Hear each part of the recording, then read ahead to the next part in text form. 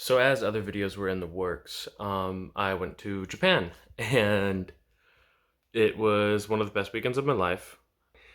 Instead of going to those other videos, I'm going to do the videos in Japan first, and then after I do that, I'll start working on other videos. But I will probably break up the Japan videos into 2 or 3 parts, and this will be part 1. Cool. So day 1, I get up really, really early, like 4 in the morning, because we have a flight to catch at 7.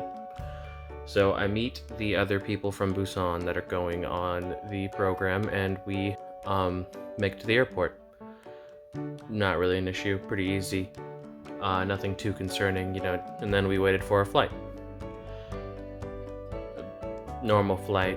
And as we landed as we went on, it wasn't perfect, the flight, but what flight ever is perfect? But there was good food, they were very nice. And we got to look out at Japan the majority of the way. And when we first started landing, I was like, this is kind of underwhelming, because the airport is pretty far away from the majority of Tokyo. But then we got there, and once I got through customs, I was interviewed by Japan TV. I'll see if I can find it. I doubt I'll be able to, but it was really funny that as soon as I walk out of baggage claim, they're like, hey, you want an interview? And I'm like, why not? And so I got interviewed, and then it was pretty standard stuff, like, why are you coming to Japan? How long will you be here? What made you want to come to Japan? What are you looking forward to while you're in Japan? Just general stuff like that. But it was super fun. It was a nice introduction to Japan as a whole. And then there was this whole welcome center that was like all Nintendo products. It was Nintendo Switches you could play. There was all these props you could mess around with and take fun pictures. And there was a robot just like driving by in the airport, I think for security? I'm not sure. But either way, it was pretty amazing, and it was a lot of fun getting to the airport initially. And then we met the other 15 people in our group, which I didn't even realize we were going to have from Seoul. They're all sweet, amazing people, and maybe you'll see them, or I'll talk about them in my video. But regardless, we met everyone, and then we hopped on the train. The train goes all the way into Tokyo, and it takes you from the airport all the way to Tokyo and vice versa, and it goes fairly quickly. And then I gotta start looking at the place being more and more what I expected it to look like, until it was starting to be exactly what I expected, and it was really cool to look at all these different buildings and scenery and the differences between Japan and America. Finally, we got off the train, and then had to walk about 5-10 minutes to our hotel, and our hotel was super awesome. It was this it was Ito Tokyo Hotel, I believe. I might be slightly off on the name, but it was a traditional style hotel. So you come in, and it's all decorated like how you'd expect a Japanese hotel to be decorated, I guess. But you get up to your floor, and it's a small room. It's where we slept, and I was worried about that, but honestly, I got amazing sleep every night I was there. What was also awesome is that they had a traditional Japanese bath on the 6th floor of the hotel, other known as an onsen. And that was a really, really fun experience. It's something I want to see if I can find in the States, because I was so relaxed afterwards. So basically what you do is you go in, you rinse off, and then you dunk yourself in like a little bath, and then you hop out of the bath, and then you wash yourself off in this little like shower where you just sit on like a tiny stool, and there's soap for you and conditioner and everything you'd need to wash yourself. You do that, rinse yourself off again, hop in a bath to soak a little bit and make sure you're all clean, and then hop into this outside hot tub style thing. It's not actually a hot tub. Well, I mean, I think it is actually a hot tub, but it's made out of all these rocks, and it's like a little hot spring on top of the building. It's so relaxing, and it was so nice, and it was really cool because it'd been raining, which wasn't the best thing in the world, but you know, whatever.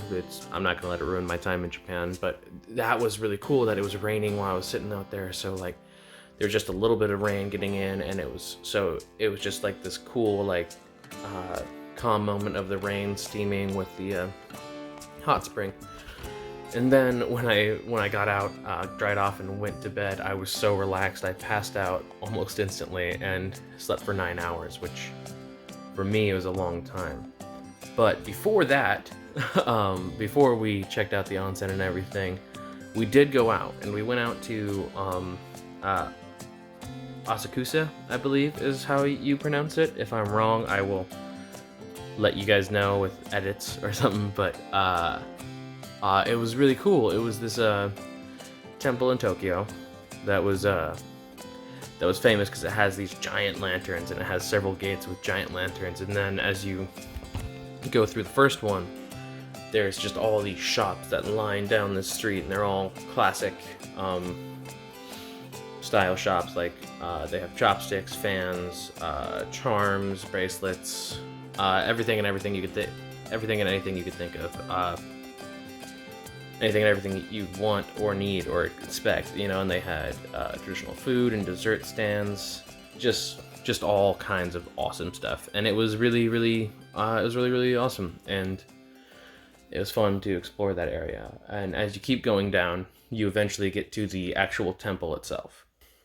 And the temple itself was really beautiful. It had more of the lanterns, and it had lanterns next to it, and you'll be able to see. But before that, I learned how to cleanse myself before going into the temple. And what you do is there's a ladle from the spring nearby, and you grab it, and you, in your right hand, pour water onto your left hand, grab it with your left hand, pour some water onto your right hand, pour some into your left hand, touch it to your lips, and then slowly tilt the ladle back towards you, and it will spill down the ladle's handle itself, thus cleansing the handle as well, and then you set it down.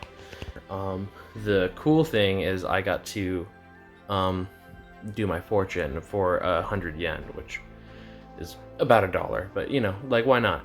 And so I did that, and you pick up this box that's like surprisingly heavy, and it's hexagonal in shape, and like you shake it until a stick comes out, and then that stick will have some writing on it that will be the number of where your fortune is. So you open up the drawer that has it, and then in that drawer you'll find your fortune. And if it's a good fortune, you keep it. If you're happy with it, you keep it. But if you aren't, you fold it up and then tie it to a set of strings. And then if you do that, you'll be able to have that blessed away, and then you won't have bad luck that you would otherwise have, or the luck you didn't want. And so after all that was finished, we got to go to this sit-down restaurant where we got to eat okonomiyaki, which is like a cabbage pancake is the best way to describe it, but it's a lot better than a cabbage pancake sounds. What was really cool is that you got to make them yourself. They would bring you the ingredients, the wet ones and dry ones ready to be mixed together, along with the different food, and we got different options. I got the original mix, which was the cabbage and everything else you'd normally have in okonomiyaki, as well as fish, shrimp, and pork. And the pork being pork belly, so bacon. And so you start out and you mix everything together really well, and then you put it onto this hot plate in the center of the table, and you start cooking as you'd normally cook pancake, until eventually you grab the 2 spatula type things you were given and you flip it. And then what we did is we layered our bacon on top right before we flipped it, so that way it got cooked nice and thoroughly, and then once that's done, we flipped it back over, and then you put over a traditional sauce. It escapes me what the name of the sauce is, and you put that over the whole thing, and then you grab Japanese mayo and squirt it all over in a nice design, and you put these flakes on top of that because the heat move and dance around a little bit. And not only was it a joy to make and go through the whole process of designing and cooking your okonomiyaki, it was just delicious. It was such a good start to the food I get to eat in Japan, and there's so much good food. I am in love with Japanese cuisine. But that about sums up what I did my first day in Japan, and I will have the next video out shortly. Thank you guys for watching.